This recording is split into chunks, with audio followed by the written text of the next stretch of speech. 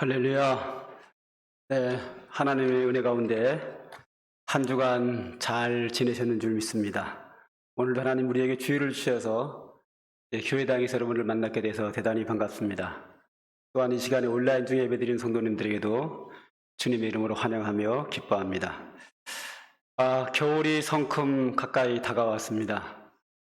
벌써 날씨가 쌀쌀한 날이 되었는데 일시적인 현상이긴 하지만 가을이 금방 지나가고 겨울이 빨리 올 것 같아서 그동안 더워서 걱정이었는데 이제는 추워서 걱정입니다.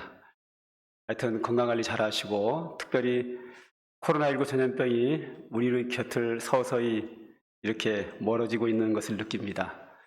아주 많이 멀어졌으면 참 좋겠는데 그래서 우리가 자유스러운 생활이 속히 돌아오기를 기대합니다. 우리 예배드리기 전에 찬양 하나 하죠. 이따가 예배 후에 설교 후에 부를 찬송가 우리 상광교회 복음성가 1장 오 신실하신 주 찬양하도록 하겠습니다.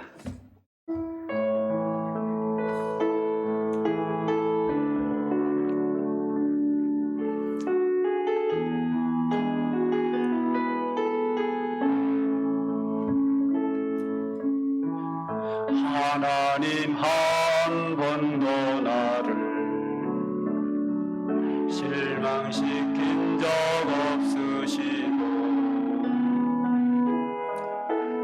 언제나 공평과 은혜로 나를 지키시네. 오 신실하신 주, 오 신실하신 주,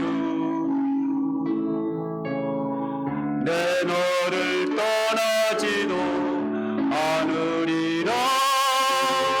내 너를 버리지도 않으리라.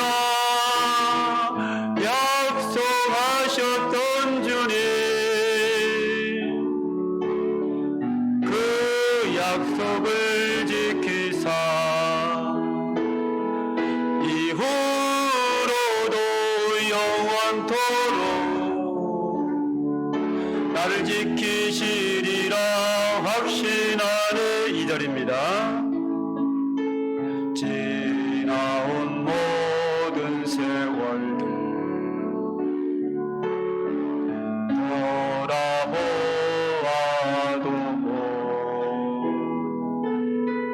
그 어느 것 하나 주의 손길 안 미친 것 전혀 없네.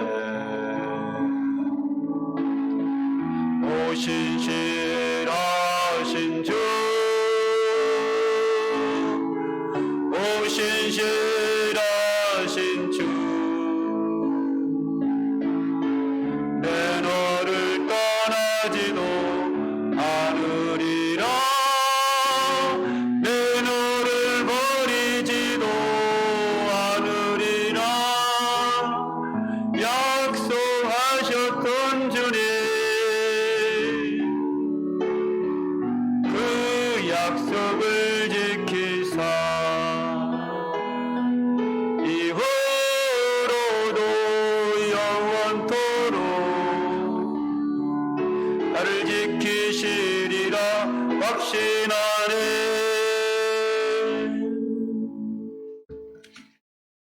형제들아, 우리가 예수의 피를 힘입어 성소에 들어갈 담력을 얻었나니 참마음과 온전한 믿음으로 하나님께 나가자. 하나님은 영이시니 예배하는 자가 영과 진리로 예배할지니라. 아멘.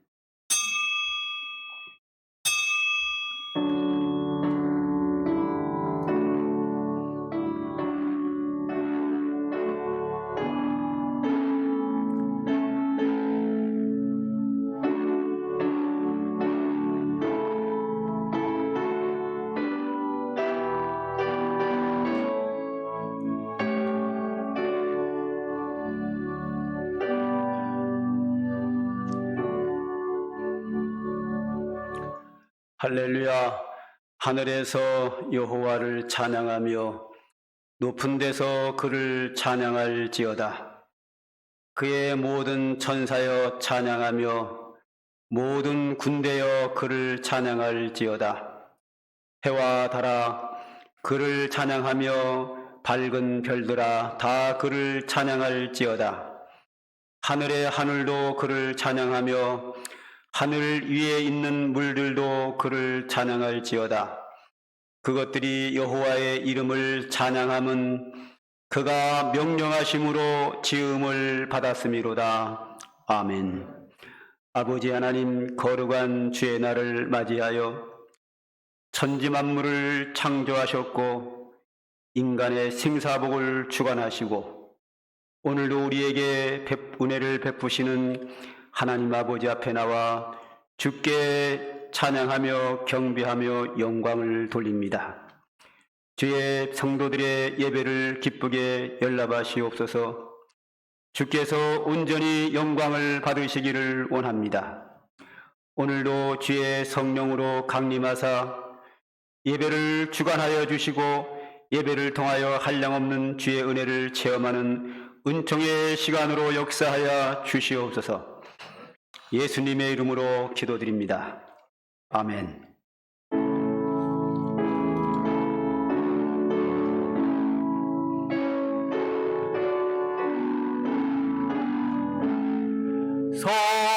성도여 다 함께 할렐루야 아멘.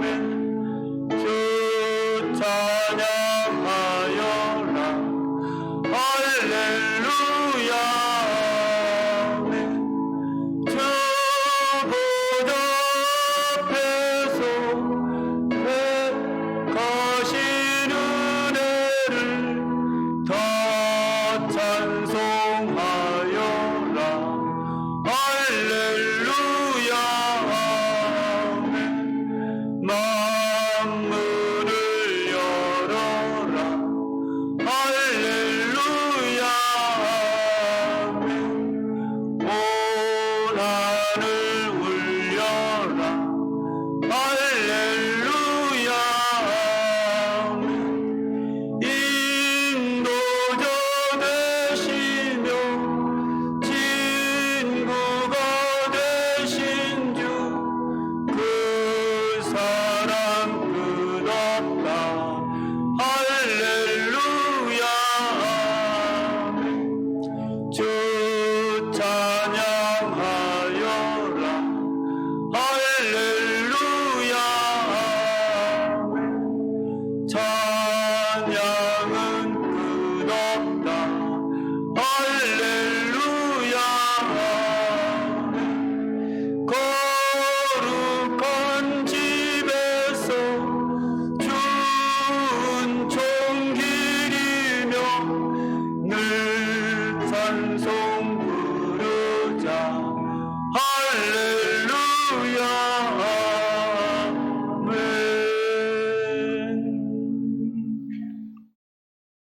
여호와께서 내 음성과 내 간구를 들으심으로 내가 그를 사랑하는도다.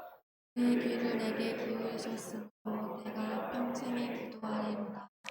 사망의 줄이 나를 두르고 스올의 고통이 내게 이르므로 내가 환난과 슬픔을 만났을 때에 내가 여호와의 이름으로 기도하기를 여호와여 주께 구하오니 내 영혼을 건지소서 하였도다.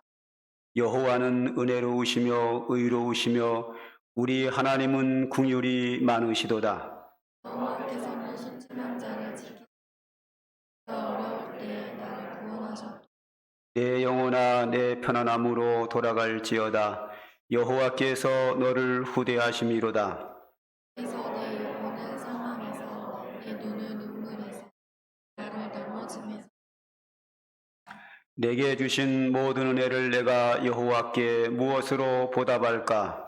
내가 구원의 잔을 들고 여호와의 이름을 부르며 여호와의 모든 백성 앞에서 나는 나의 소원을 여호와께 갚으리로다.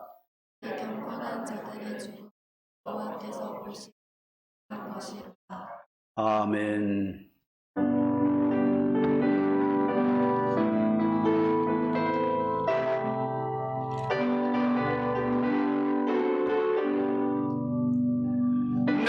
예수 믿고서 제사함하다 나의 모든 것 다 변했네. 지금 내가 가는 길 천국길이요 주의 피가 내 죄를 씻겼네. 나의 모든 것 변하고 그 피로 구속받았네. 하나님은 나의 구원 되시오니 내게 정죄함없겠네.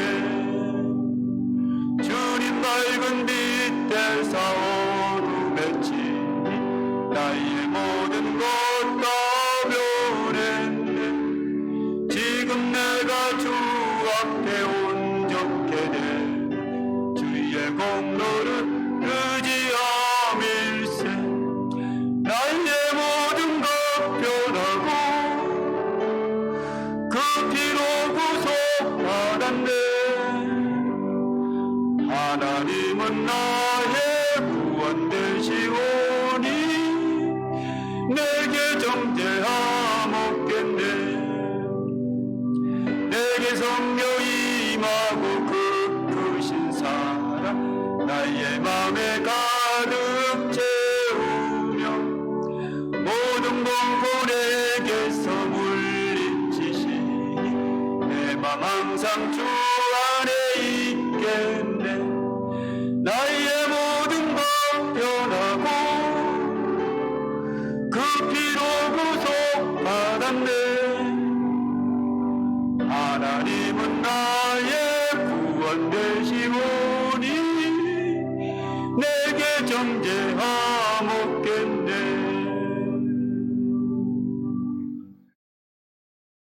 전능하사 천지를 만드신 하나님 아버지를 내가 믿사오며 그 외아들 우리 주 예수 그리스도를 믿사오니 이는 성령으로 잉태하사 동정녀 마리아에게 나시고 본디오 빌라도에게 고난을 받으사 십자가에 못 박혀 죽으시고 장사한 지 사흘 만에 죽은 자 가운데서 다시 살아나시며 하늘에 오르사 전능하신 하나님 우편에 앉아 계시다가 저리로서 산자와 죽은 자를 심판하러 오시리라.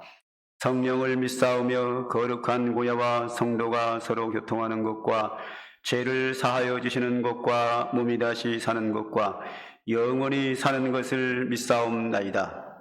아멘.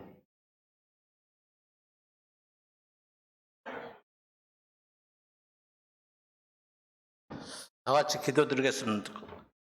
사랑과 은혜가 충만하신 하나님 아버지 감사합니다. 지난 한 주간도 은혜 가운데 보살펴 주다가 오늘도 귀한 예배 자리로 인도하시니 감사합니다. 하나님 이 시간 드려지는 예배가 신령과 진정된 예배가 되게 도와주시고 하나님께는 영광이요 우리에게는 은혜의 자리가 되게 도와주시옵소서. 하나님 아버지 이제 무더운 여름이 지나고 신선한 가을이 돌아왔습니다. 하나님 이 가을이 우리에게 믿음이 성장하는 귀한 계절이 되게 도와주시옵소서.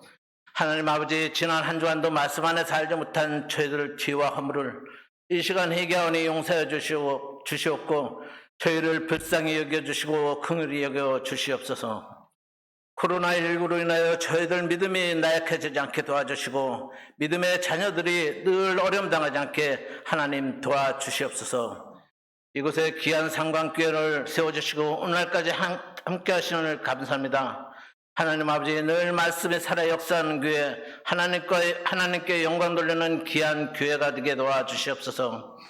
상관교회의 모든 성도님들 이 어려움이 지나갈 때까지 하나님 말씀 안에 지혜롭고 행복한 삶을 살게 도와주시옵소서. 하나님 아버지 담임 목사님을 세워주시고 함께 하심을 감사합니다. 늘 영간에 강건케 도와주시고 가정에도 늘 평안케 도와주시옵소서. 부목사님과 강도사님에게도 같은 은혜 베풀어 주시옵소서. 담임 목사님 이제 말씀 들고 서십니다. 그 말씀의 능력이 말씀이 되어 이 모든 어려움이 하루속히 회복되게 도와주시옵소서. 하나님 아버지 오늘도 예배를 수고하신 모든 분들에게 하늘의 신령한 복으로 채워주시옵소서. 감사하며 모든 것 우리 주 예수님 이름으로 기도드렸습니다. 아멘.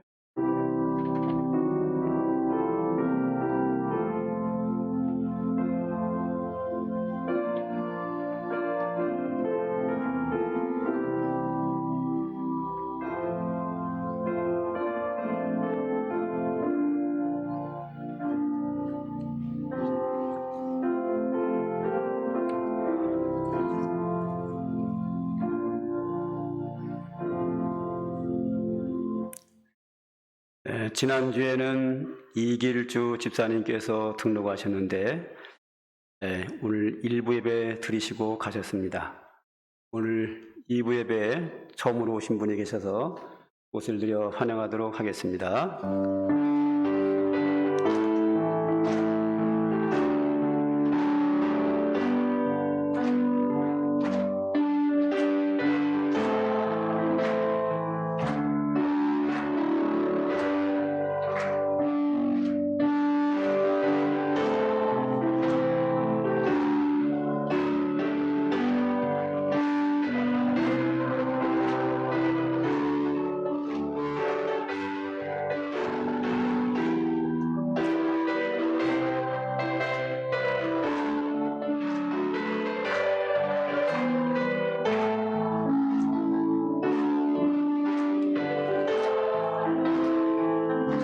넘치는 이날에 우리의 친구 주셨으니 감사합니다.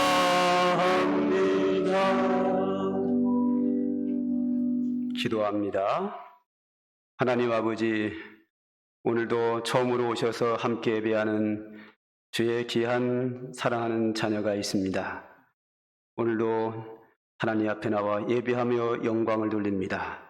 기뻐받아 주옵시고 예배를 통하여 주님의 풍성한 은혜가 임하기를 원하며 그의 가정과 행하는 모든 일들 속에 주님이 함께하시고 은혜 베풀어 주시옵시고 그의 모든 자녀들과 하는 모든 일들 속에 주님이 역사하시는 은혜가 있도록 축복하셔서 평생에 감사하며 주의 은혜를 누리며 살아갈 수 있도록 주 하나님의 은총을 입혀 주시옵소서. 예수님의 이름으로 감사기도 드립니다. 아멘. 박수로 환영합니다. 감사합니다.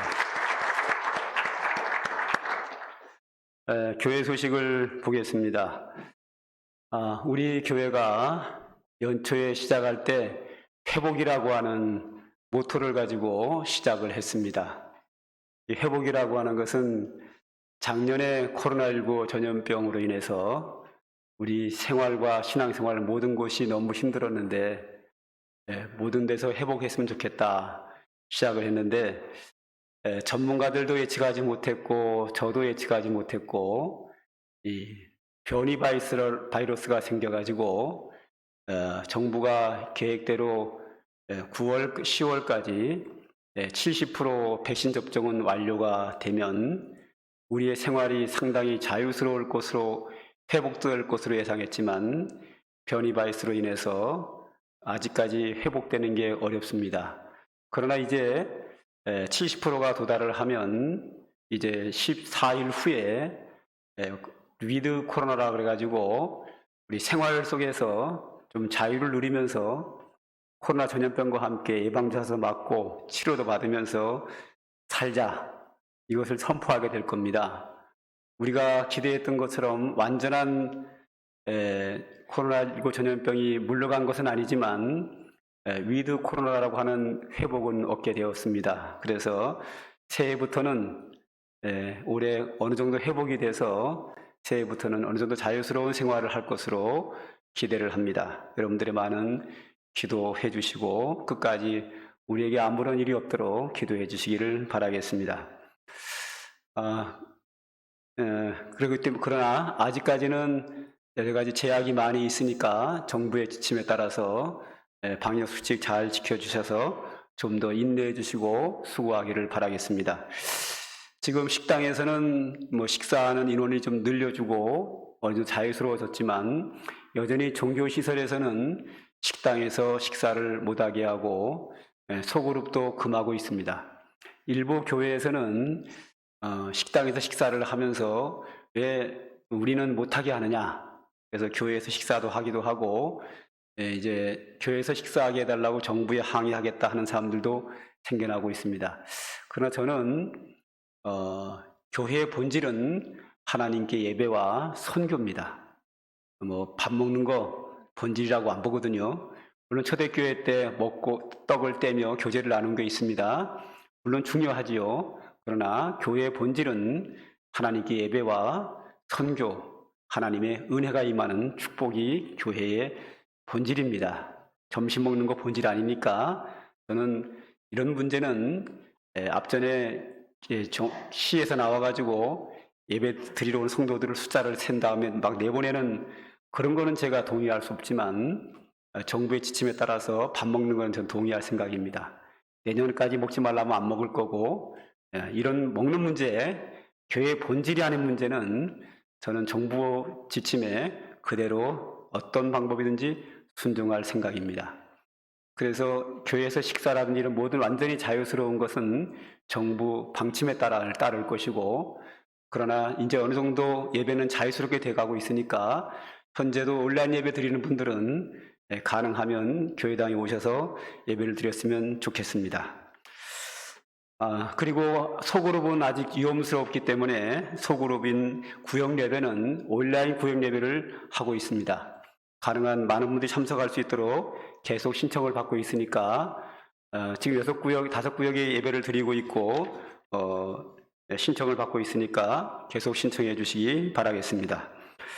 그리고 오늘부터 중고등부는 어른들과 함께 예배를 드리다가 지금 11시에 2층에서 중고등부 예배는 따로 또 예배를 드리기 시작했습니다.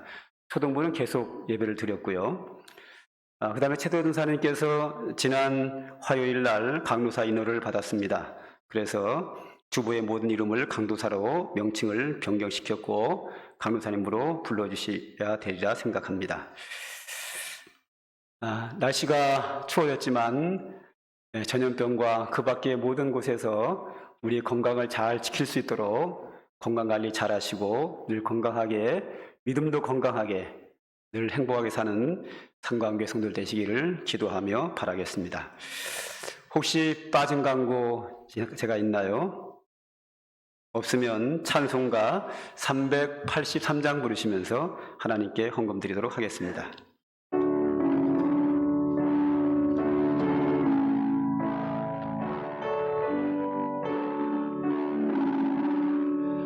눈을 들어 산을 보니 도머니 소나 전지지은 주 하나님 나를 도와주시네. 나의 발이 실족치 않게 주가 깨어 지키며 택한 백성 항상 지켜 길이 보호하시네. 도우시는 하나님 내게 그늘 내시니 낮에 해와 밤에 달이 너를 상치 않겠네. 내게 화를 주지 않고 오늘 보호하시며 너의 줄이 지금부터 영영 인도하시리. 아멘.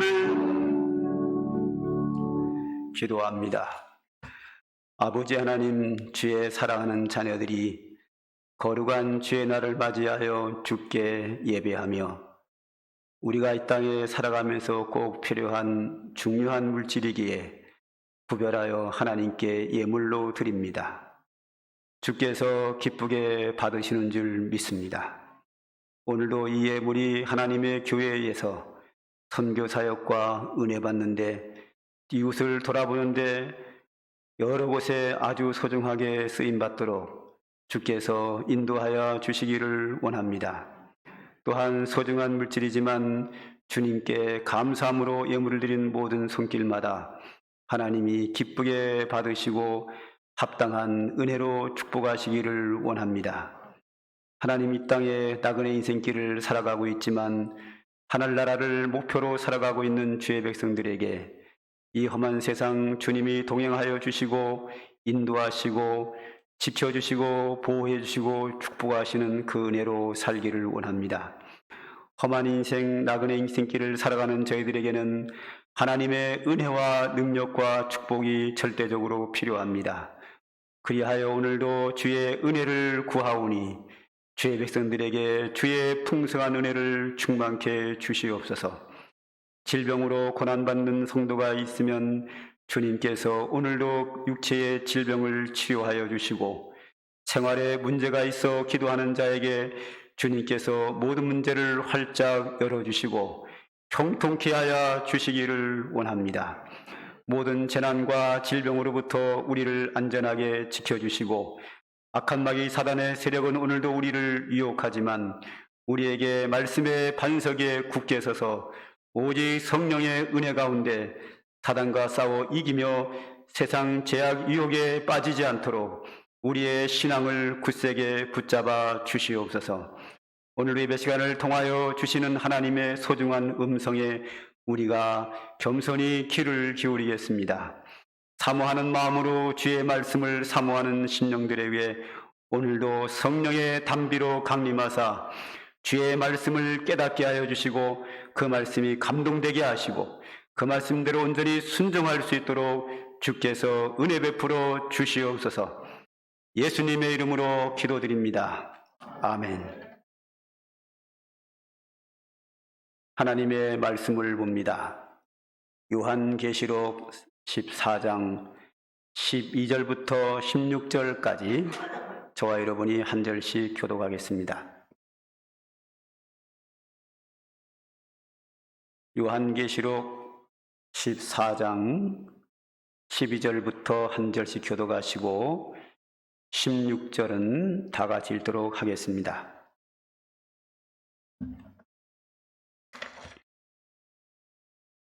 요한계시록 14장 12절 제가 먼저 읽습니다.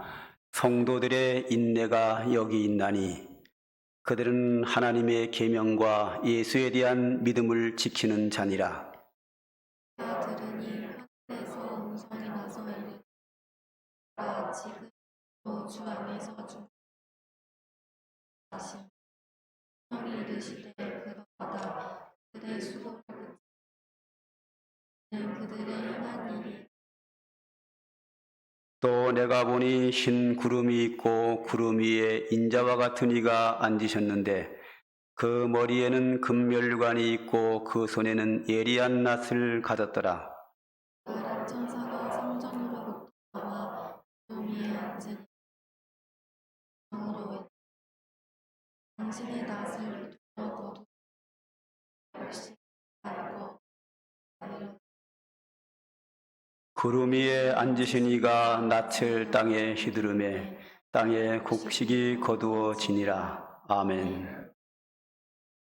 네, 우리는 지금 한 두 달 가까이 앞으로 총 합쳐서 제가 십몇 년 전에 성지순례를 몇 번 다녀왔는데 그 성지순례 코스가 하나님의 구원의 여정대로 성지순례를 했고 그 여정을 묘를 중심으로 지금 몇 주째 설교하고 있습니다.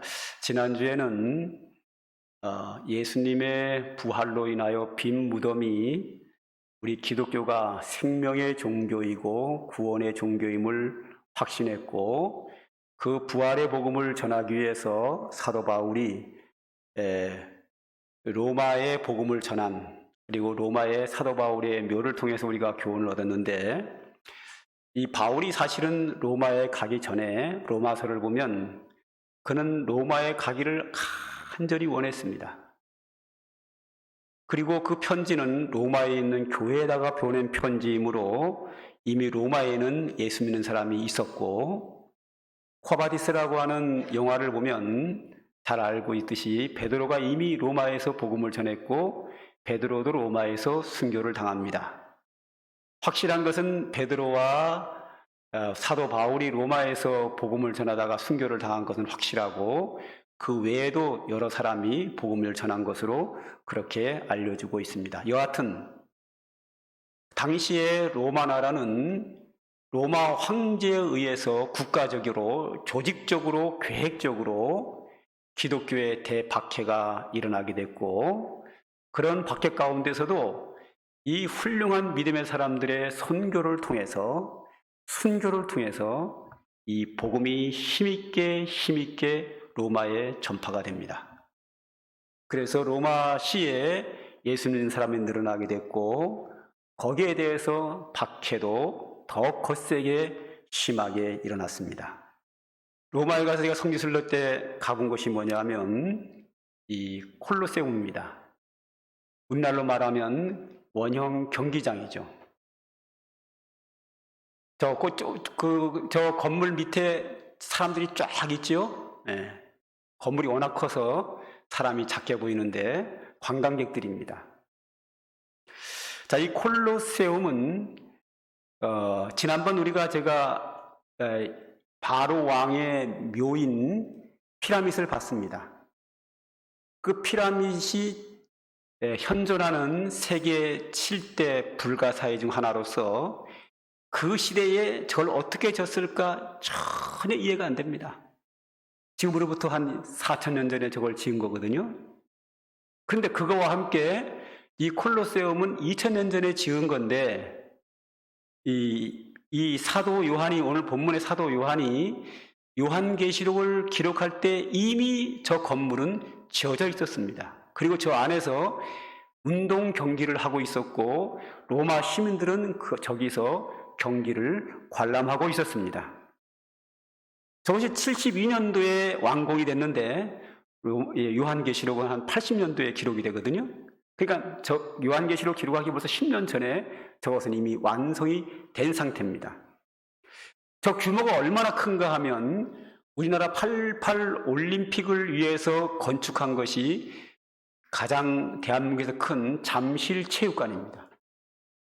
잠실체육관의 수용 인원이 몇 명인가 하면 13,595명입니다. 그런데 이렇게 빡빡하게 앉으면 2만 명까지 수용이 가능하다 그랬습니다. 제가 뭐 가본 건 아니고, 가보기도 했지만 세워본 건 아니고 인터넷에 들어가 보니까 그렇게 돼 있더라고요.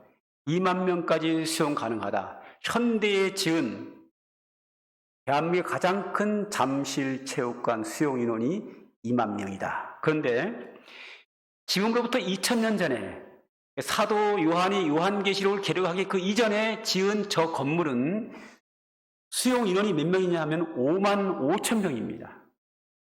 그러니까 잠실체육관의 크기의 3배입니다.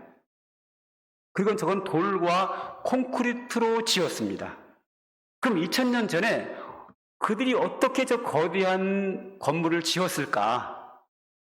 이렇게 세계 경제 10대국이 된 대한민국도 저거 3분의 1밖에 안 되는 것밖에 못 짓는 현실인데, 그래서 답이 안 나오는 거죠. 그래서 세계에 현존하는 7대 불가사의 중 하나입니다. 저 안에 로마 시민들이 가득 찼고 저 안에서 경기를 하는데 그 당시에 경기는 주로 말타기 혹은 사투, 지금으로 하면 격투기죠. 이런 경기가 저 안에서 이루어졌습니다. 자, 요즘 경기를 보면 권투, 태권도, 당사자들은, 선수들은 막 치고받고 하면서 막 다치는데 그걸 재밌게 봅니다. 근데 권투나 태권도는 좀 덜한데 격투기, 근데 이따 보면 격투기를 이렇게 좀, 제가 남자다 보니까 좀 좋아합니다. 이따 보면 봅니다. 보면은 대단하죠. 사정없이 막 발로 차고 주먹으로 때리고 머리로 들이받고 하면 막 이런 데가 막 쭉쭉 찢어지고 막 눈이 막 터지고 피를 흘리고 막 그럽니다. 어떤 사람은 쓰러지고 어떤 사람은 때에 따라 죽는 경우도 생깁니다. 지금은 굉장히 인권을 중요시 여기기 때문에 경기를 안전하게 잘 이렇게 해서 하도 격투기는 좀 위험이 있고 무섭습니다. 그래 2000년 전에는 그런 안전장치가 없습니다. 그냥 싸우는 겁니다. 그래서 저도 경기하다가 사람이 죽기도 하고 막 그럽니다. 그렇지만 관람객들은 재미있다고 봅니다. 그런 중에 로마 황제의 조직적인 박해가 일어나자 저 안에서 스포츠 경기만 하는 것이 아니라 기독교인들을 사형시키는 것을 저 안에서 했습니다.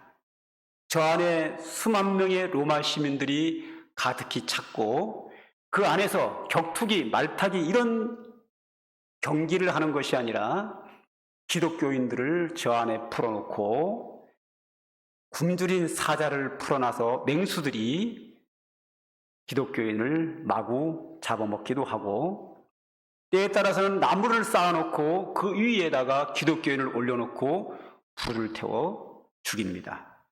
베드로도 불에 타서 화형을 당하게 됩니다. 어떨 때는 사람의 몸을 양손 양발에 밧줄로 묶어서 4마리의 말에 묶어서 동시에 말이 출발을 하면 사지가 다 찢어서 죽기도 합니다.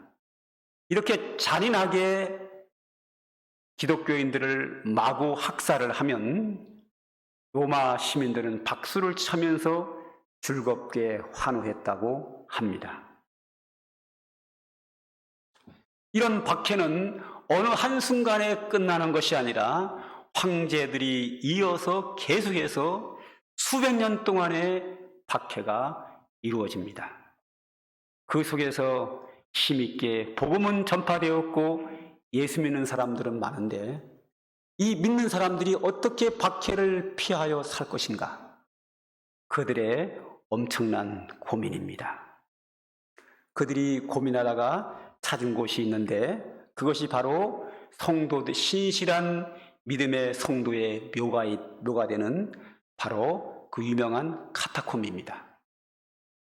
이 카타콤은 지하 동굴이라는 뜻입니다. 여러분들 성탄절 같은데 텔레비전에 다큐로 이따금씩 나옵니다. 저도 몇 번 봤습니다. 지금도 여전히 현존하고 있고 저 카타콤 동굴 안에 저는 직접 2번이나 들어갔다가 나온 적이 있습니다.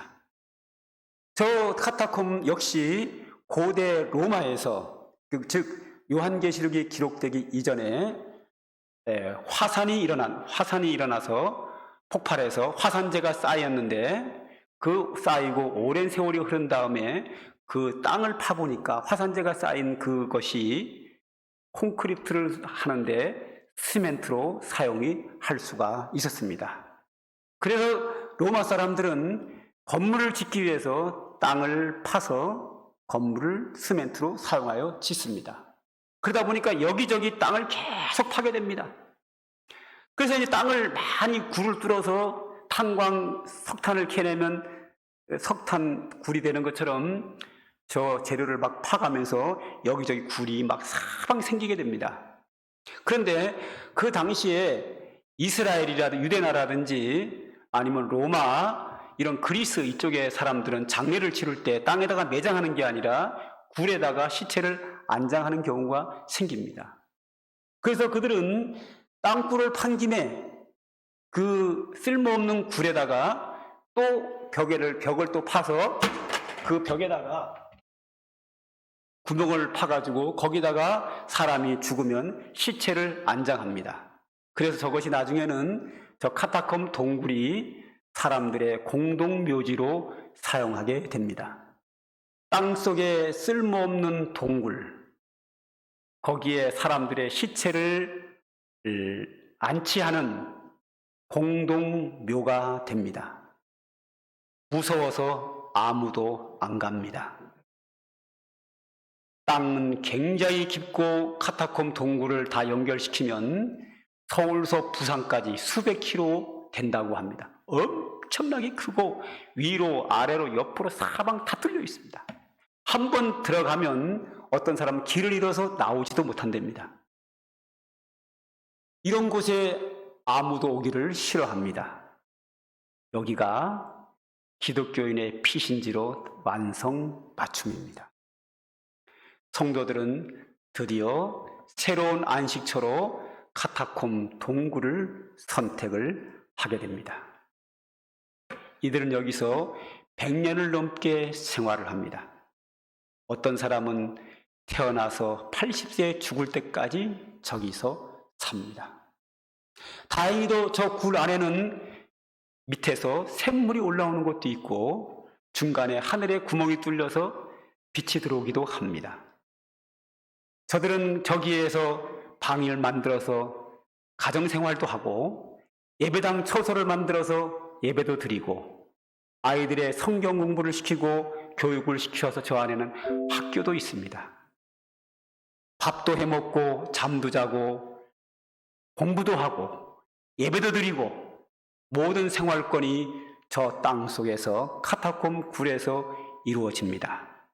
그러다가 사망하면 저기가 원래 공동묘지 자리이기 때문에 저기다가 안치를 합니다. 결국은 저 자리가 신실한 믿음의 사람들의 순교자의 무덤도 되는 겁니다.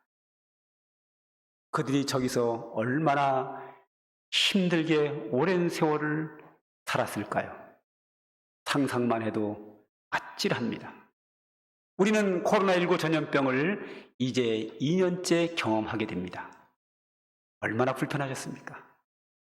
마스크 하나 쓰는 게 얼마나 불편했습니까? 저들은 캄캄한 지하 동굴 속에서 평생을 살았습니다. 음식을 구해오는 것도 보통 문제가 아닙니다. 한두 사람이 아닌데. 돈을 벌어서 양식을 구해오는 것도 너무 힘들었고 생활하는 게 너무 힘들었습니다. 우리가 코로나 전염병 때문에 마스크 쓰고 조심하는 것은 비교도 할 수 없을 만큼 그들에게는 엄청난 고난이었습니다. 그래도 이렇게 피신할 곳이 있다는 것이 그들에게는 너무 다행스럽고 감사한 일이었습니다. 그들은 저기서 예배드리며 기도하며 얼마나 신앙의 자유를 부르짖어 기도했겠습니까? 어떨 때는 저 속에서 예배를 드릴 때 로마 군인들이 저기 있다는 걸 알고 들어옵니다. 들어와서 칼로 예배드린 사람을 그 자리에서 학살을 하기도 했습니다. 저기는 너무 굴이 여기저기 미로처럼 뚫려 있어가지고 어떤 로마 군인은 들어왔다가 나가는 길을 못 찾아가지고 헤매고 있는 거예요. 그래서 저 안에 있는 사람들이 길을 안내해줘서 밖으로 내보내는 경우도 있었다고 합니다. 들어오기는 쉽지만 나갈 때 길을 잃어서 나가지 못하는 그것이 바로 저 카타콤의 동굴입니다. 그들의 기도 제목의 1번은 하나님 우리에게 신앙의 자유를 주셔서 이 동굴에서 나가서 햇빛을 보며 자유롭게 사는 날을 주시옵소서. 이들의 공통적이고 변함없는 기도의 제목입니다. 그러면서 이따금씩 순교당하는 사람이 생깁니다. 밖에 나갔다가 영영 들어오지 못하는 사람도 있습니다. 그들의 부르짖음을 하나님이 들으셨습니다. 나중에 저 로마가 신앙의 자유가 선포되고 지하에 있던 사람이 다 밖으로 나오게 되고 로마가 다 예수를 믿어서 축복의 나라가 되게 됩니다. 여하튼 오늘 이 성경 본문이 기록하기 전에 아까 콜로세움이라든지 이런 것이 이미 다 지어져 있었고 관람이 시행됐고 로마 황제의 박해는 무섭게 일어나던 시대에 오늘 본문이 기록이 된 겁니다. 오늘 본문을 한번 12절, 13절을 좀 보죠. 자, 다 같이 한번 좀 길지만 읽겠습니다. 시작. 성도들의 인내가 여기 있나니 그들은 하나님의 계명과 예수에 대한 믿음을 지키는 자니라.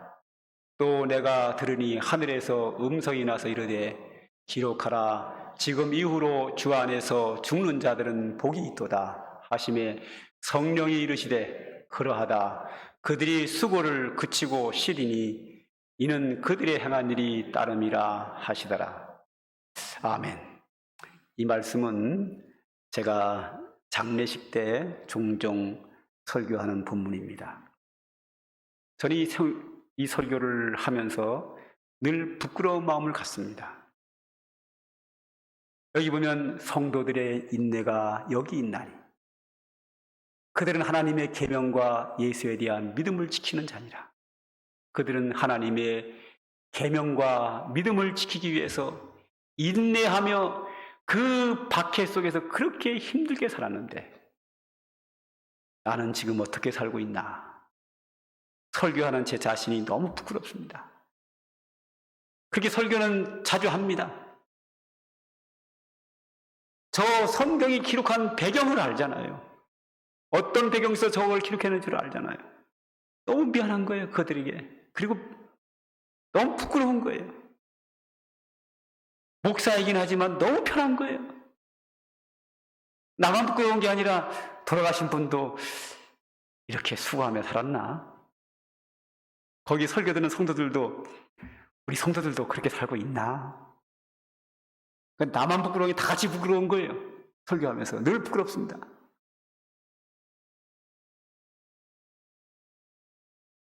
그들은 계명과 믿음을 지키기 위해서 그 어려움 속에 인내하며 살았습니다. 그리고 하늘에서 음성이 납니다. 주 안에서 죽은 자가 복이 있다. 여기서 주 안에서 죽은 자가 복이 있다는 건 뭔가 하면 그 무시무시한 박해 속에서 계명과 믿음을 지키기 위해서 인내하는 성도들을 말하는 겁니다. 그런데 그들이 때가 되어서 순교를 당하거나 혹은 연세가 드셔가지고 돌아가시거나 들어가시는 경우는 이제 더 이상 수고하지 않는다. 이제는 쉰다.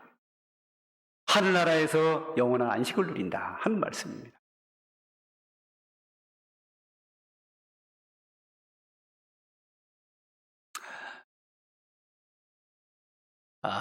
그들의 그 생활, 신앙생활과 오늘 우리의 신앙생활을 한번 비교해 보면 우리는 마스크 쓰고 예배드리는 거 너무 편한 거죠.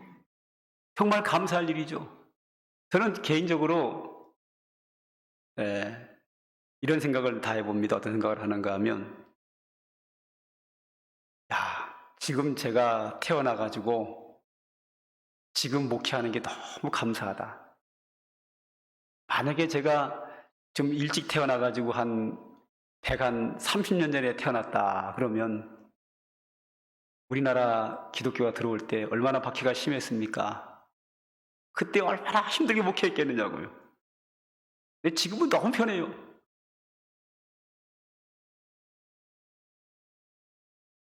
지금은 세속화 시대니까 그 세속의 유혹만 잘 뿌리치면 되거든요.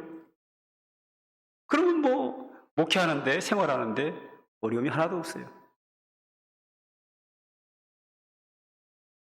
지금 뭐 코로나 이 감염으로 인해서 그냥 마스크 쓰고 거리두기 하고 손소독하고 예배드리면 됩니다. 근데 그들은 땅속에서 예배를 드리고 들키면 죽음이에요.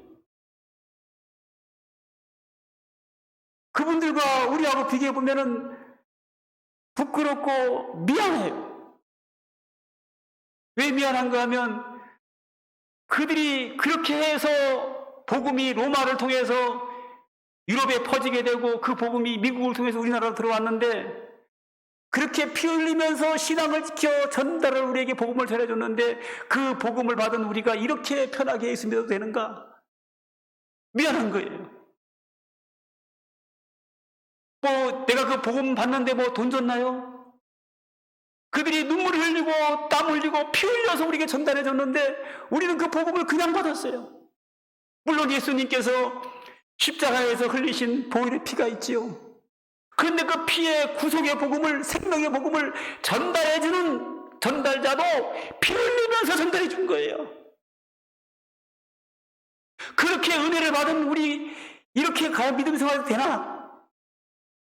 이렇게 편하게 살아도 되나? 부끄럽고 미안해요, 그분들에게.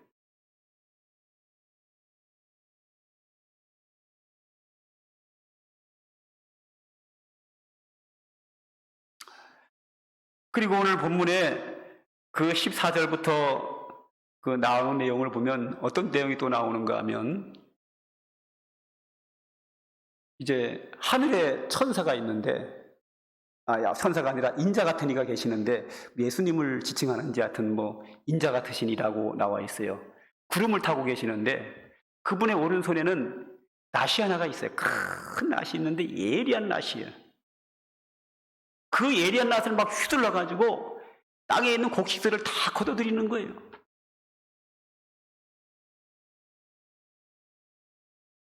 하늘에 구름을 타고 인자 같은 이가 내려오셔서 큰 낫으로 땅에 있는 곡식들을 썩썩 베가지고 막 걷어들이는 거예요.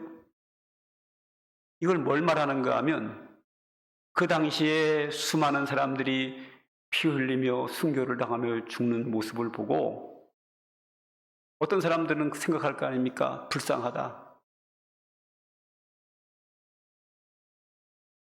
하나님이 저들을 사랑한다고 하면 저렇게 처참하게 죽어야 하는가?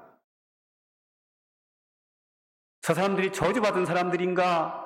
하나님이 저를 사랑하지 않는 건가? 저렇게 믿음 생활하려고 애쓰는데 저렇게 비참하게 죽어야 되는가? 라는 의문이 생길 수 있어요. 그런데 사도 바울이 로마 황제의 박해로 인해서 밤모섬에 귀양을 갔습니다. 귀양가 있는 사도 요한에게 하늘문이 열리면서 예수님이 나타나셨습니다. 그리고 이 사도 요한에게 환상을 보여준 겁니다.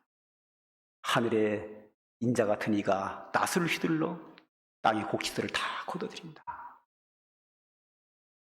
피 흘리며 순교당하는 자는 하나님이 사랑하지 않아서가 아니라 저주받아서가 아니라 곡식이 다 익었기 때문에 천국 창고로 거둬들이는 거다. 할렐루야.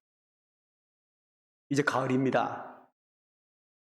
농부들이 다 익은 곡식을 예리한 낫으로 썩썩 핍니다.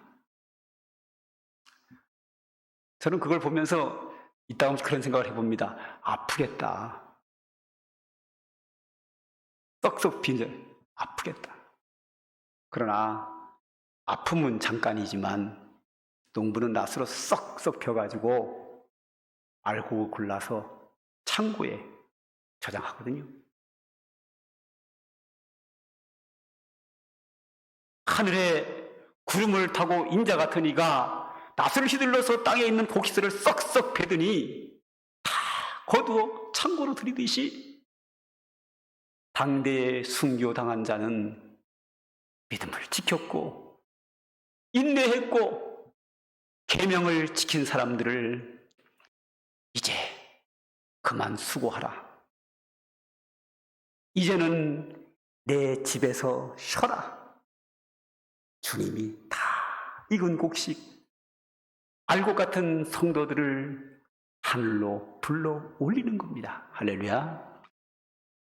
땅에서 볼 때는 저주받은 것 같고 하나님이 사랑하지 않는 것처럼 보여지지만 사도 요한이 하늘의 환상을 보니 그게 아니라 열매가 다 익어가지고 하나님이 천국으로 불러들이는 거라는 거예요. 믿음을 지켰고 신앙을 지켰고 인내한 그들에게 더 이상 세상에서 수고하지 말라고 영원히 안식과 쉼과 축복과 행복과 영광을 누리라고 주님이 거둬들이는 거예요. 예리한 낫으로 곡식을 싹싹 베서 창고로 들이듯이 믿음의 성도들을 하나님의 나라로 불러올린다. 그래서 오늘 12절 13절에 주 안에서 죽은 자가 복이 있다 해놓고 나서 바로 이어서 나오는 것이 뭐냐면 예리한 낫으로 곡식을 거두어들인다. 바로 순교는 믿음을 지킨 사람들은 하늘나라로 하나님이 불러올리는 거라는 겁니다. 우리 성경 구절 하나 더 볼까요? 이 요한계시록 7장에 보게 되면 어떤 내용이 나오는가 하면 사도 요한이 환상 중에 예수님이 사도 요한 하늘로 쭉 불러 올립니다. 영혼이 갔는지 몸까지 같이 가는지는 정확하지 않지만 사도 요한이 하늘나라로 들어갑니다. 들어가서 여러 가지 광경을 보고 여러 가지 교훈을 받았는데 그러던 중에 한쪽을 보니까 수많은 사람들이 흰 옷을 입고 막 하나님을 찬양하고 있는 거예요. 어린 양 대신 예수 그리스도의 십자가의 구속의 은혜를 찬양하고 그 크신 하나님의 은혜와 사랑을 찬양하는 수많은 사람들이 흰 옷을 입고 하나님을 찬양하는 거예요. 사도 요한이 물어봐요. 저분들이 누구냐? 어디서 온 자냐? 하늘에서 음성이 들립니다. 땅에서 예수님께서 입혀주신 흰옷을 더럽히지 않고 믿음을 지켜서 온 자들이니라. 할렐루야. 흰옷이라고 하는 것은, 흰옷을 주님이 입혔다는 얘기는 뭐냐면 예수 그리스도의 십자가의 피로써 모든 죄를 다 희게 씻어주었다. 그걸 상징적으로 흰옷 입었다고 표현하는 거예요. 주님이 십자가의 피로 모든 죄를 다 씻어줬는데 다시 세상 죄로 인하여 그 옷을 더럽히지 않고 순교당해서 믿음을 지키다가 하늘나라로 올라온 자들이 천국이 너무 좋아서 땅에서는 그렇게 박해 가운데 고난 가운데 그렇게 고생하며 살았는데, 상황에 따라서는 카타콤이라고 하는 동굴에서 살았는데, 그들이 간 천국은 너무 아름다운 곳에서 너무 큰 행복을 누리고 너무 감사해서 하나님을 찬양하고 있는 걸 바라보면서 땅에서 고난당하고 믿음을 지킨 자가 복이 있다. 주 안에서 죽은 자가 복이 있도다. 하나님이 저들을 사랑하지 않기 때문에 저렇게 고난 가운데 내버려 두는 것이 아니라, 하나님이 그들을 버렸기 때문에 그 박해 가운데 고난당하고 순교를 당하는 것이 아니라, 그들을 사랑하기 때문에, 그들의 믿음의 열매가 알곡으로 무로 익었기 때문에 하나님께서 예리한 낫을 통하여 천국으로 거두어 드리는 줄 믿으시기 바랍니다. 이게 사도 요한에게는 얼마나 큰 위로와 힘이 되겠습니까? 사도 요한이 밤모섬에 기양 가가지고 이 요한계시록을 기록할 때 대다수의 사도들은 다 순교당하고 죽고 없었습니다. 그릇이 됩니다. 그런데 그들이 얼마나 복된 자인지 사도 요한이 천국에 들어가 보고 확인한 거예요. 그게 기록한 게 요한계시록입니다. 제가 오늘은 한 분을 소개하고 설교를 마치려고 합니다. 누군가 하면 위대한 순교자 폴리캅입니다. 폴리캅은 누군가 하면 예수님의 12제자를 뭐라 그러죠? 사도라고 부릅니다. 12제자가 사도들인데 그 사도들의 제자가 있어요. 예수님의 제자를 사도라 부르고 예수님의 제자인 사도들의 또 제자가 있는데 그 제자들을 다음에 나오는 제자라 속사도라고 부릅니다. 이 폴리캅은 예수님의 제자 사도 요한의 제자입니다. 할렐루야. 오늘 이 요한계시록을 기록한 사도 요한의 제자가 누구라고요? 폴리캅입니다. 이 폴리캅은 서머나 교회에서 목회한 목회자입니다. 서머나 교회가 어떤 말 들어본 교회죠?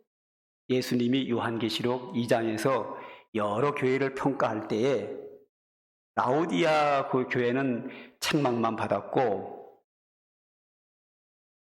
나머지 4교회는 칭찬과 책망을 받았고 또 나머지 빌라델비아 교회와 서머나계 2교회는 칭찬만 듣습니다. 바로 칭찬만 들은 서머나 교회를 목회한 사람입니다. 할렐루야. 오늘 요한계시록을 기록한 사도 요한의 제자이면서 요한계시록에 나타나는 서머나 교회의 담임 목사인 이 폴리캅입니다. 사도 요한의 제자, 그 사람에 대한 이야기입니다. 그분은 155년도에 세상을 떠났고 86세에 순교를 당해서 죽습니다.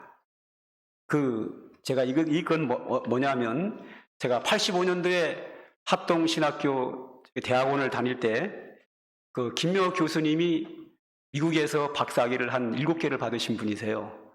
교회사를 전공하신 분인데 그분이 이제 그 당시에 그러니까 2000년 전에 여러 글들이 있는데 그 글의 원본을 복사해가지고 우리나라 말로 번역해서 우리에게 강의안으로 나눠준 겁니다. 그러니까 그분이 이 폴리캅의 순교에 대해서 당대의 원문을 직접 보고 번역해서 우리에게 강의하러 나눠준 거를 제가 지금 가지고 올라왔습니다. 여기에 보면 그 폴리캅이라고 하는 사람이 빌립보 교회에 쓴 편지도 있고, 또 그 폴리캅이 순교당할 때 자기가 죽으면서는 못 쓰잖아요, 글을요. 그 순교당한 그 과정을 다 지켜본 그 사람이 글을 쓴 게 있어요. 그게 여기에 담겨 있어요. 거기에 제가 몇 곳을 좀 소개하려고 하는데, 이 폴리캅이 그 당시에 워낙 그 탁월한 기독교 지도자다 보니까 로마 정부에서 그 사람을 체포해 와라 하고 명령이 떨어집니다. 그러자 이제 교인들이 폴리캅을 이렇게 강제로 막 피신을 시켜요. 그러다가 피신하다가 어느 시골 마을에 갔는데 로마 군인이 거기까지 쳐들어와서 결국은 폴리캅을 잡아갑니다. 그 당시에 폴리캅이 워낙 믿음의 사람이니까 기독교인이라는 것 때문에 미워하긴 하지만 그래도 그 인격이 훌륭하니까 잡아가는 사람들이 폴리캅에게 얘기를 합니다.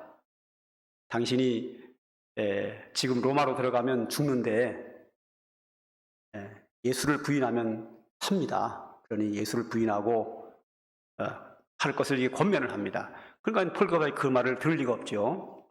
결국은 이제 로마로 끌려옵니다.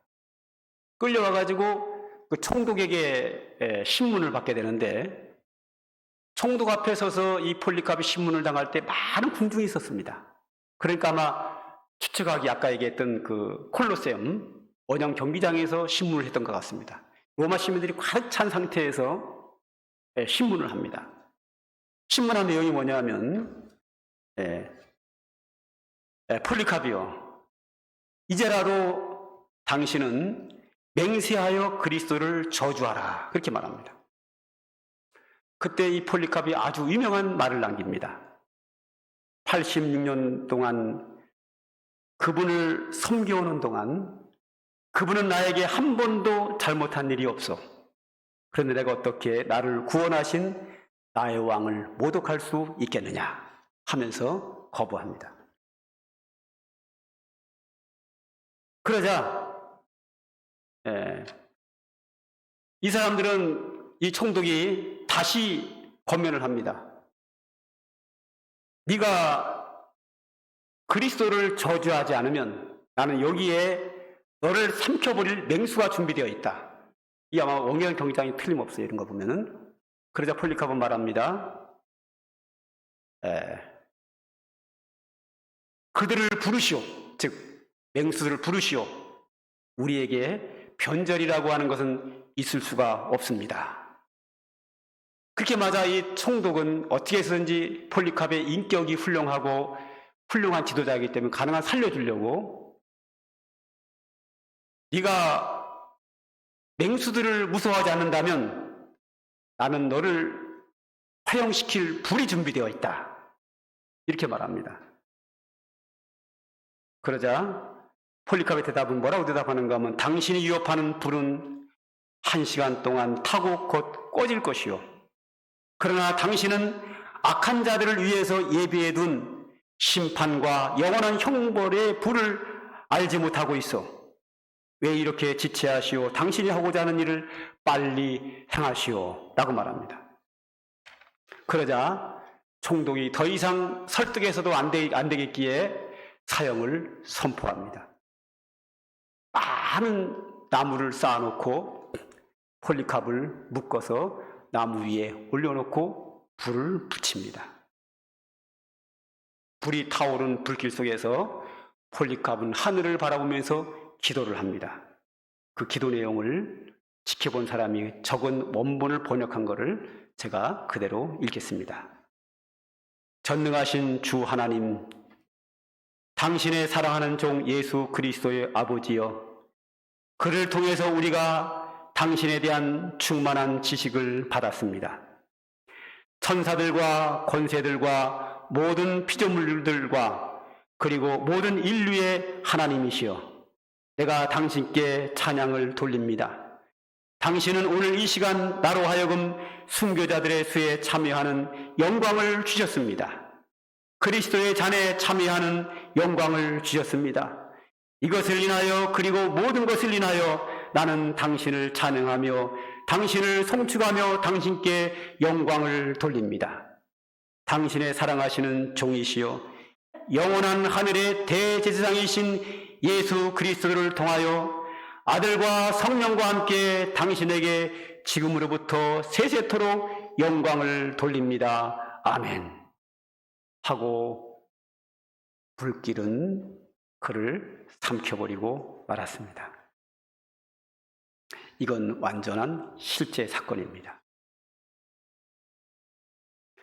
이것은 당대의 폴리캅만 그렇게 한 것이 아니고 대부분이 원형 경기장에서 순교를 당한 자들이 다 당당하게 두려워 죽음을 떨지 않으면서 당당하게 그들에게 복음을 외치고 하나님을 찬송하며 영광을 돌리며 순교를 당했다고 합니다. 자, 제가 폴리캅 훌륭한 한 목사님을 소개했는데, 이 86년 동안 하나님은 나를 한 번도 배반한 적이 없는데 내가 어떻게 나의 왕을 모독할 수 있겠느냐? 이 글을 가지고 어떤 분이, 최용덕이라는 사람이 복음성가 찬양을 만들었습니다. 그것이 오 신실한 주입니다. 한번 불러보죠.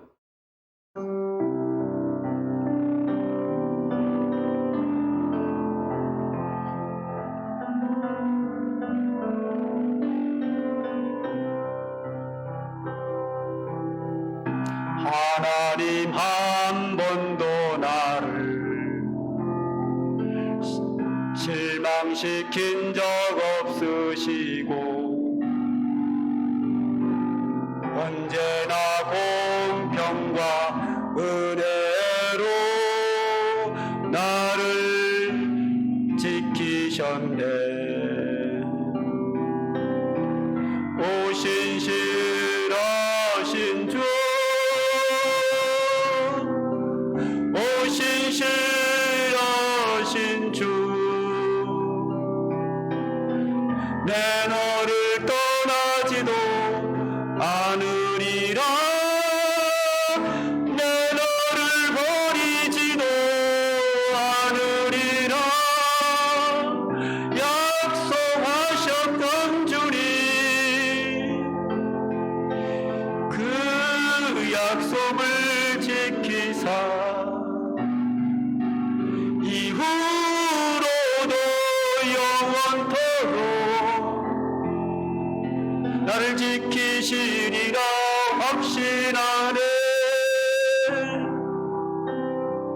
지나온 모든 세월들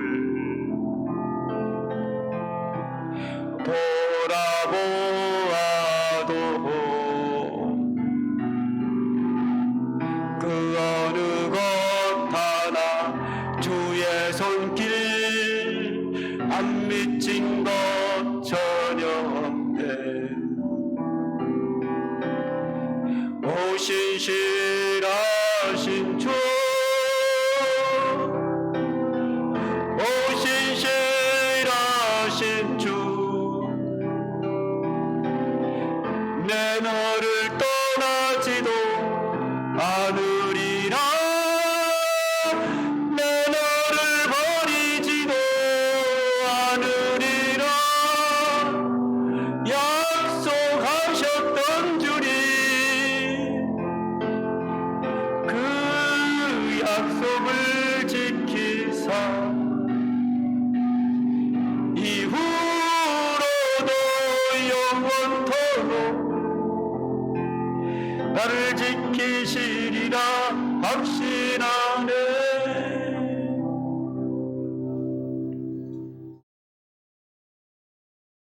그 당대의 순교자들은 두려워 떨지 않았습니다.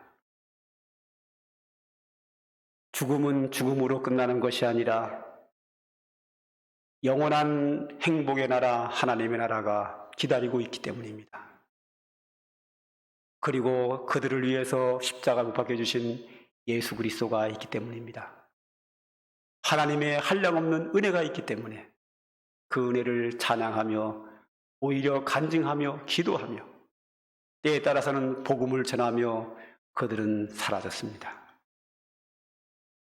그 광경을 본 로마 시민들은, 어떤 사람들은 죽으면서까지 찬양을 하는 순교자들을 바라보면서 더욱 분노하며 더욱 강하게 잔인하게 죽이라고 외치는 사람들도 수없이 많았습니다. 그러나 어떤 분들은 그 광경을 보며 저 사람들은 왜 저렇게 죽을 수 있는가 고민하며 감동을 받은 사람들도 있었습니다. 이 박해는 무려 200년 동안이나 지속됩니다. 그러던 어느 날 로마의 한 유력한 사람이 그런 상황에서 예수를 믿게 됩니다. 그리고 그 사람이 로마 나라의 황제가 됩니다. 바로 콘스탄틴 황제입니다. 그는 그런 박해 현장 속에서 예수님을 영접하고 로마 황제가 된 것은 하나님의 은혜다. 하나님이 저들을 보살피라고 나에게 왕을 주셨다라고 믿게 됩니다. 그는 왕이 되자마자 곧 로마 나라 전체의 신앙의 자유를 선포합니다. 신앙의 자유와 선포와 함께 카타콤에 있는 성도들은 기쁨으로 찬양하며 춤을 추며 밖으로 나왔습니다. 그리고 세월이 흘러 로마 나라 전체가 예수를 믿게 됩니다. 로마가 기독교가 국교가 됩니다. 그 복음은 유럽 전체에 퍼졌고 미국으로 들어갔고 대한민국으로 들어오게 되었습니다. 우리 한번 이 순교자들 앞에서 우리의 신앙을 돌아봐야 합니다. 이렇게 편하게 살면서도 세속에 빠져 살아도 되는가? 이렇게 편하게 예수 믿고도 불평해도 되는가? 이렇게 편하게 예수 믿으면서도 이렇게 게을러도 되는가? 제 자신부터 반성하게 됩니다. 우리가 예수를 믿고 제사함 받고 하나님의 자녀가 되기 위해서는 예수님께서 골고다 언덕에서 피 흘리셨습니다. 그리고 그 복음을 우리에게 전달해 주는 자마다 피 흘리면서 복음을 전달했습니다. 오늘 그 복음으로 인해서 우리가 하나님의 자녀가 되었고 영원한 하늘나라를 우리는 소유했습니다. 우리 다같이 주님 앞에, 순교자들 앞에 부끄러운 마음과 미안한 마음과 고마움을 가지고 깨어있는 생활을 해야 되리라 믿습니다. 기도합니다. 하나님 아버지, 오늘도 우리에게 말씀을 통하여 은혜 주시니 감사하여 주님께 영광을 돌립니다. 우리에게 신앙의 자유를 주셨고 세계 경제 10대국에 들어가는 잘 사는 나라, 부자 나라에 살게 해주신 것 감사합니다. 주님 앞에 감사하지 못하고 불평하고 게으르고 나태하고 세속에 빠져있는 우리의 모습을 바라보며 주님 앞에 회개합니다.